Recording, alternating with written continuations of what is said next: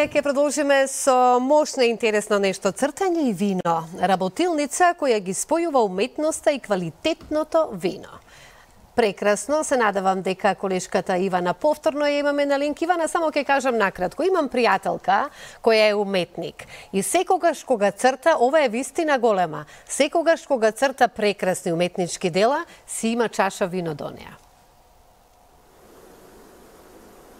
Да, јас познавам неколку уметници Слободанка кои што токму го прават истото, веројатно така уживањето е поголема, но инспирацијата е уште поголема така.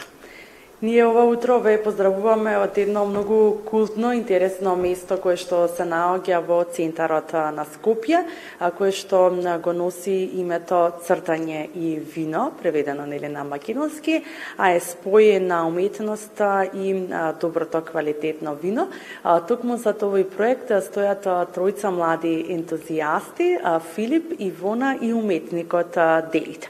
Не значи дека доколку сакате да дојдете овде, дека треба да бидете некои врвни уметници. Напротив, ова е наменето буквално за аматери и за оние кои што никогаш не фатиле нели четка во раката или пак никогаш не направиле некоја слика нели создадена од нив. Повеќе за овој концепт кој што го носи името Цртање и вино, ова утро ќе разговарам со еден од основачите, а тоа е младиот ентузијаст Филип Симеонов. Филип, не сакам да ви честитам пред се за ова култно место кое што го имате направено во Скопје. Навистина е уникатно место кое што е единствено во Македонија, кој што работи, функционира на ваков принцип. Има нели еден ваков концепт. Добро утро и добро дојдовте кај нас во локалот. Ви благодариме на вакво што дојдовте за самата репортажа. И да, стварно сме онака срекни што ние го имаме отворено овој начин на работилници, овој начин на концепт овде во Скопје. Сме први со истиот. Идејата е дојдовме порано годинава, направивме едно патување во Италија и вакво се потрудивме да истражиме нешто поинакво да биде освен паста и пица, меѓутоа акцентот на вино да пробаме да се задржи. Истраживме работилницава и онака скептично на почеток дали да присуствуваме, дали не. Се пробавме да кажам, иако еве од моја гледна точка јас последен пат четка не знам кога имам фатено, може и у градинка. Меѓутоа самите 2 часа и нешто ситно беа доста уникатни и бевме полни со импресии, па си рековме ајде ќе се пробаме и овде кај нас, зашо не. Да, и секако нели гледаме дека одлично функционира досега, затоа што на никој не му текнало нели да направи еден ваков концепт. Како вие го опишувате концептот на Цртање и вино или Paint and Wine? Да. Па вака, ова не е буквално како сама, мислам, е работилница, меѓутоа не е како чекор по чекор инструкции дека им дава уметникот, меѓутоа секој во нас држи некој артистички уметник скриен длабоко и ние им даваме онака на луѓето простор да се искажат на платно. Секако уметникот е овде да им ги даде сите потребни насоки, да им даде помош на некој начин и секако да им влие самодоверба во самиот процес.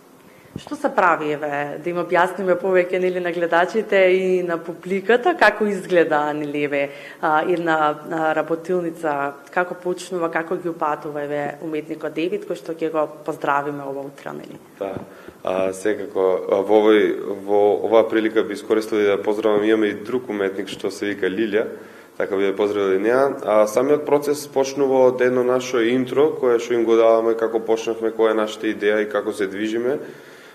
Исто така им кажуваме со кои винари соработуваме, што денес ќе дискутираат на самиот час. Ги имаат сите потребни материјали од наша страна, си има музичи позадина пуштено, каде што е онака атмосферата допринесува да биде поопуштена. И самите дечки, самите лица што доаѓаат се претежно рандом група на луѓе соберени и онака тие имаат своевидна интеракција меѓу нив. Потоа уметникот им ги дава сите потребни насоки кои што им треба за самата слика, кои што се мене од термин на термин и лицата едноставно почнуваат. Секогаш ли се сликаат различни уметнички слики? Па не, претежно се тематски сликите. Пример, оваа група на термини што ги објавивме се дел од познати уметници кои што треба да бидат насликани од лицата кои што доаѓаат. Претходно темите беа поврзани со Аурора Бореалис, претходно беа некои есенски, така се трудиме во склоп на времето, во склоп на она што ние последен пат сме искусиле да вакво да го пренесеме овде во работилница.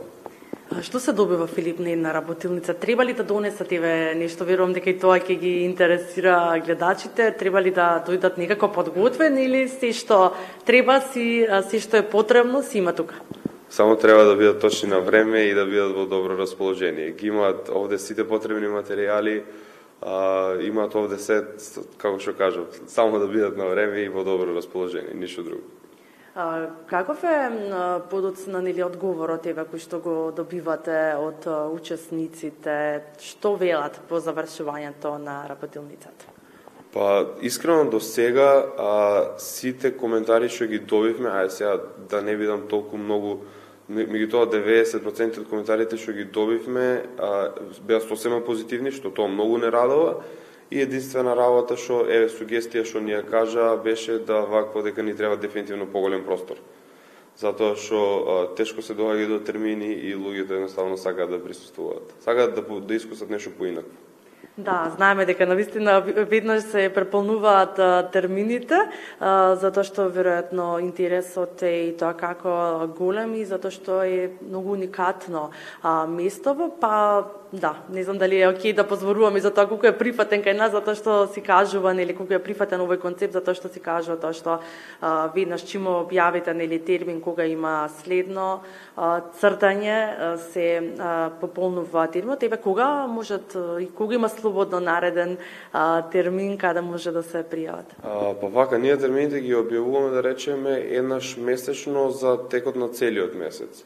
Сега конкретно периодов сме до 12 декември, тоа 12 целосно пополнети, така да некаде веројатно кон почетокот на декември би ги објавиле термините за до крајот на нова година. Што секој ќе бидат со божикна тематика. Така, ти благодарам, Филип, за одвоеното време. Ви посакувам уште многу успешни работилници и да се надеваме дека може би следното интервју ќе биде во поголем простор, каде што ќе собира нели повеќе луѓе за да можат да бидат задоволени нели сите оние кои што сакаат да присуствуваат на ваков тип на работилница. Ви благодарам и вас на посетата и секој добро. Ве поздравуваме, Слободанка, токму тука, од ова уникатно место кое што се наоѓа во центарот на Скопје. Цртање и вино, уметност, секако со чаша вино, секогаш е добро дојдено, не нели во утринските часови, но нешто по ручекот, нели убаво е да се опуштиме на таков начин, така што ќе имате можностите кои што сакате еден ваков тип на уживање, да ги сконтактирате и да ги побарате и да го посетите ова место. Гледам и прекрасно уметничко дело позади тебе, Ивана, а сигурна сум дека и останатите се преубави. Благодарам за разговорот.